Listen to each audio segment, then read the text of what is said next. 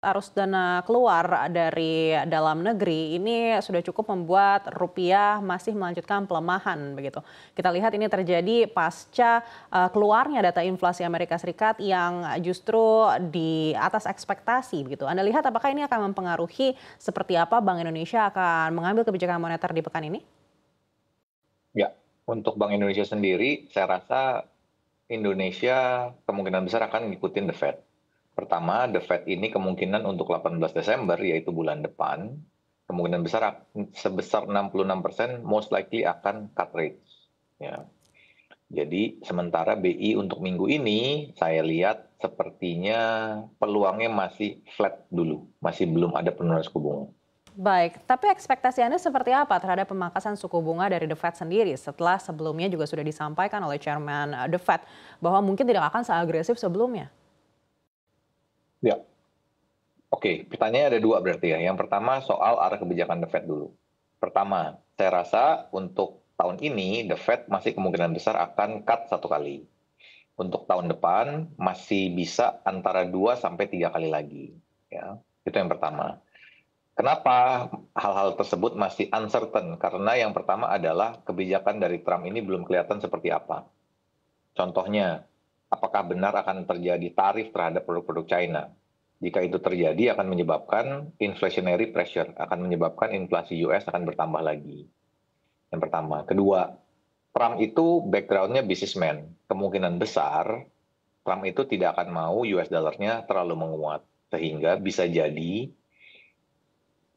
penurunan atau Fed cut rate-nya bisa tetap 3, 2 sampai 4 kali.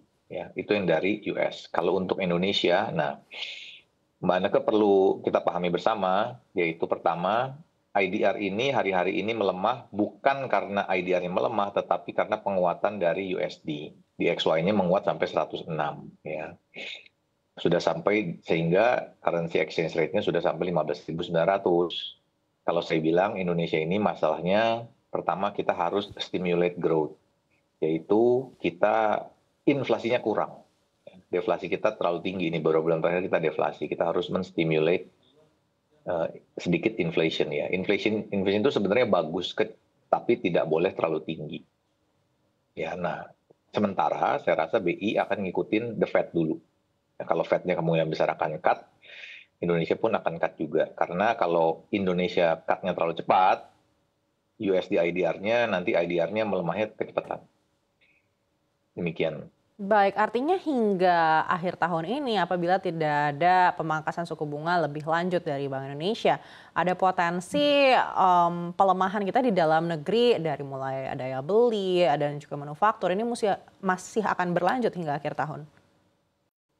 Ya, memang ini Indonesia ini dua pedang bermata dua ya, pisau bermata dua.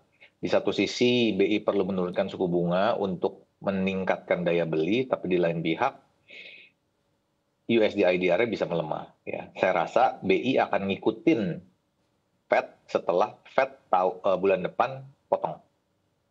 Baik, antisipasi apa yang disiapkan pelaku pasar terhadap adanya kemungkinan ini? Antisipasi apa yang dilakukan terhadap pasar? Oke, dengan penurunan suku bunga, mestinya itu valuation untuk equity market lebih bagus, yang pertama. Yang kedua, kalau untuk bond market sendiri, adalah hukumnya jika interest rate itu turun, maka harga bond price naik. Kalau saya bilang yang harus diantisipasi adalah lebih berinvestasi di instrumen yang berbasis fixed income. Baik, untuk tenornya sendiri Anda lihat apakah tenor 10 tahun ini masih yang menjadi incaran? Ya, masih itu kan benchmark bond yield ya. Saya rasa itu cukup baik. Nah, perlu dipahami juga nanti mesti dieksplor lebih lanjut spread antara 10-year bond yield Indonesia dengan 10-year bond yield US, yaitu sekarang kurang lebih di angka 2,5. Nah, masalahnya ini US 10-year bond yield-nya ini naik terus nih. Kalau misalnya sampai lewat 4,5 tambah 2,5 spread-nya berarti kita juga bisa menuju sampai 7. Ya, nanti ini dua hal yang berbeda ya antara keperluan untuk menurunkan suku bunga dengan berapa imbal hasil dari 10-year bond yield. Baik, menurut Anda, gap 2,5% ini apakah masih cukup menarik apalagi untuk investor global menaruh dananya di dalam negeri? Ya, sangat menarik. Jadi historical itu zaman dulu 10 tahun, 7, 8, 9, 10 tahun yang lalu, spread antara US 10-year bond yield dengan US itu bisa sampai 4, 5, 6%. Sekarang ini spreadnya hanya 2,5. Artinya apa? Artinya faktor tambahan risiko yang diperlukan oleh global investor untuk berinvestasi di 10-year bond yield Indonesia semakin mengecil.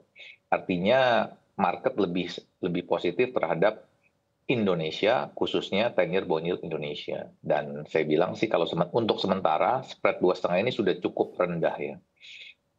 Baik, kalau kita melihat data-data ekonomi dari Indonesia, apalagi di kuartal 3 ini yang relatif melambat dibandingkan dengan di kuartal sebelumnya, apakah menurut Anda ini juga menjadi sentimen negatif bagi investor global yang akan kembali menaruh dananya di dalam negeri?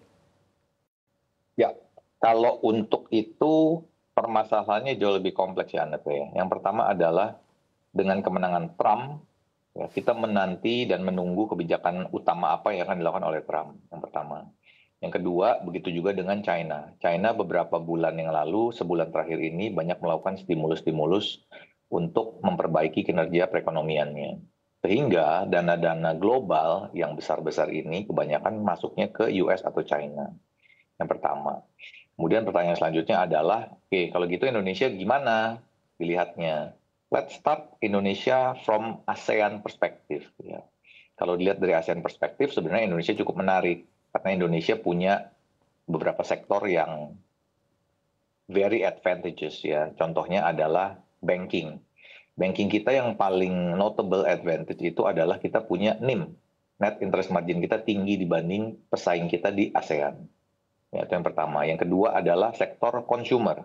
Sektor consumer kita kenapa dibilang bagus? Karena yang paling gampang adalah pertama, kita itu memiliki 280 juta penduduk. Artinya, your target market is very big. It's very huge. Ya.